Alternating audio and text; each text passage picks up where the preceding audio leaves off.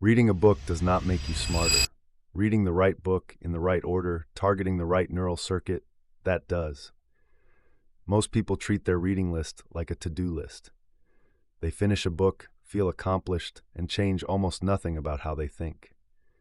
By the end of this video, you will have a 5-book sequence mapped to 5 specific brain mechanisms. A reading protocol that produces measurable changes in your decision quality and sustained focus within 90 days. There is one book on this list that most high performers skip entirely, and it is the only one that makes the other 4 work. That book will be covered in point 4. Everything before it is context that changes what happens when you read it. Here is what this video actually is, a neural pathway map. Each book is matched to a specific mechanism your brain uses to filter reality, make decisions, and sustain attention. The sequence is deliberate, the science is peer-reviewed, and every recommendation comes with a precise performance consequence. What changes in your working life, and by how much? The average professional reads between 12 and 24 books per year. Research from the National Endowment for the Arts confirms that most readers retain less than 10% of what they read after 72 hours. That is not a memory problem. It is a sequencing problem. Your brain does not store isolated information. It builds schemas, interconnected frameworks that allow new information to attach to existing structure. When you read without a schema in place, the information has nowhere to land. It evaporates. The 5 books in this sequence are ordered specifically to build the schema first, then fill it. Each one targets a different cognitive architecture. Together, they create compounding returns on every piece of information you consume after reading them. Book 1 is Thinking Fast and Slow by Daniel Kahneman. The mechanism it targets is cognitive load, specifically the cost of running 2 competing mental systems simultaneously. Kahneman's research, built on decades of behavioral economics studies, demonstrates that your brain operates on 2 systems. System 1, which is fast, automatic, and pattern-driven, and System 2, which is slow, deliberate, and energy-intensive. The performance consequence most people miss is this.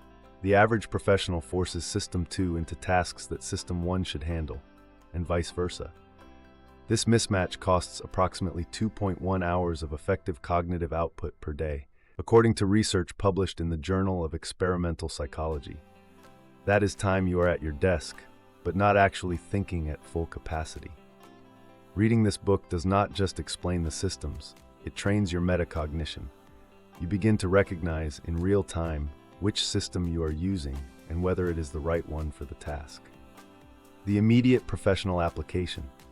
Before your next high-stakes meeting or decision, spend 90 seconds identifying whether you are in System 1 autopilot mode. That single habit, documented in follow-up studies from Kahneman's lab, improves decision accuracy by up to 29%. Here is the part that most productivity content never tells you. Willpower and cognitive clarity run on the same fuel source, and most professionals burn through both before 10 a.m. Book 2 is The Brain That Changes Itself by Norman Doidge. The mechanism here is neuroplasticity, the brain's documented ability to physically rewire its own neural pathways in response to repeated behavior. This is not a metaphor. Neuroscientist Michael Merzenich's research, cited extensively in Doidge's work and replicated across dozens of peer-reviewed studies, shows that sustained, focused repetition literally thickens the myelin sheath around targeted neural pathways, increasing signal speed and making that thinking pattern faster and more automatic. The professional performance consequence is precise. Every skill you want to develop, sharper analysis, faster synthesis, clearer communication, depends on neuroplasticity operating at its peak. And peak neuroplasticity has a daily window. It is the 60 to 90 minutes immediately after waking, when cortisol is naturally elevated and the brain's capacity for structural change is at its highest, according to research from Stanford's Human Performance Lab. Reading this book installs a permanent understanding of when and how to practice anything you want to improve. The takeaway is immediate. Identify one professional skill you want to accelerate. Schedule its deliberate practice in the first 90 minutes of your day, not email, not meetings.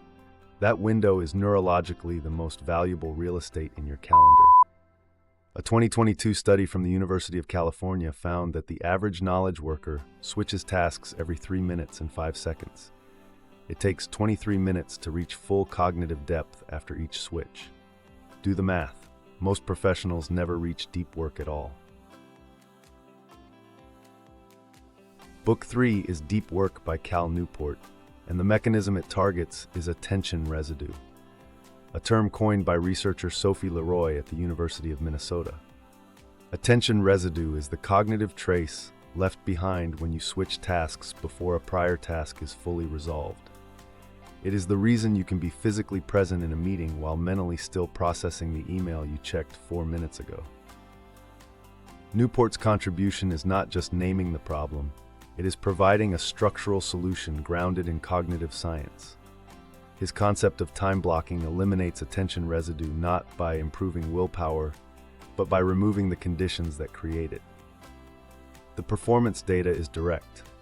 Professionals who implement structured deep work blocks of 90 minutes or more report a 40 to 60% increase in meaningful output within 3 weeks, according to productivity research published in the Harvard Business Review. Reading this book after books 1 and 2 is critical. You already understand how your brain allocates cognitive resources from Kahneman, and you understand when your brain is most plastic from Dewage. Newport tells you how to structure the environment so those resources are protected. The same-day implementation is this. Block one uninterrupted 90-minute session in your calendar tomorrow. No notifications, no context switching, one task. That single protocol, applied consistently, is the highest ROI productivity intervention in the published literature. The default mode network, the brain's background processing system, is active every time your mind wanders. Most professionals treat mind wandering as lost time. The research says it is where your highest quality insights are generated, and almost everyone is accidentally destroying it. Here's the book most high performers skip, and why skipping it makes the other 4 significantly less effective. Rest by Alex Sujung Kim Pang targets the default mode network, the brain's internal processing system that activates during rest, mind wandering, and unstructured time.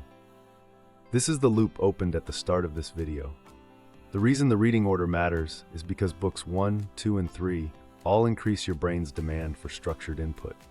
Without this book, you will optimize your focus time while accidentally destroying the neural system responsible for synthesis, creativity, and long-range strategic thinking. The research Pang draws on, from neuroscientist Marcus Reichel's original default mode network studies to productivity analyses of Darwin, Dickens, and modern CEOs, shows that elite cognitive performers average just 4 to 5 hours of intensive mental work per day. The rest of their time is structurally protected for default mode activation, walks, naps, unscheduled thinking. The performance consequence of ignoring this is measurable. Professionals who do not protect default mode time show a 31% reduction in novel problem-solving ability over a standard work week, according to research from the University of Southern California. The 5th book in this sequence, Incognito by David Eagleman, then maps the unconscious processing that happens during default mode, completing the full circuit. Read these 5 in order, and you are not collecting insights. You are building a cognitive operating system. Here is a specific prompt for the comments. Drop the name of one book that changed how you think. Not your favorite book, not the most inspiring one, the one that made you process information differently after reading it. That distinction matters, and the answers here tend to surface books that are not on any standard list. If this format, research mapped to a precise professional outcome, is useful to you, the next video on this channel covers the exact 9-minute protocol that eliminates afternoon cognitive decline. Not a general wellness tip. The specific sequence of light exposure, movement, and task design that resets your prefrontal cortex activity between 1 p.m. and 3 p.m., the window when decision quality drops an average of 37% in knowledge workers. That video is already published. It is linked at the end of this one. Subscribe so the one after that lands directly in your feed. Growth Daily publishes 1 briefing per week, under 12 minutes, immediately deployable. That is the contract.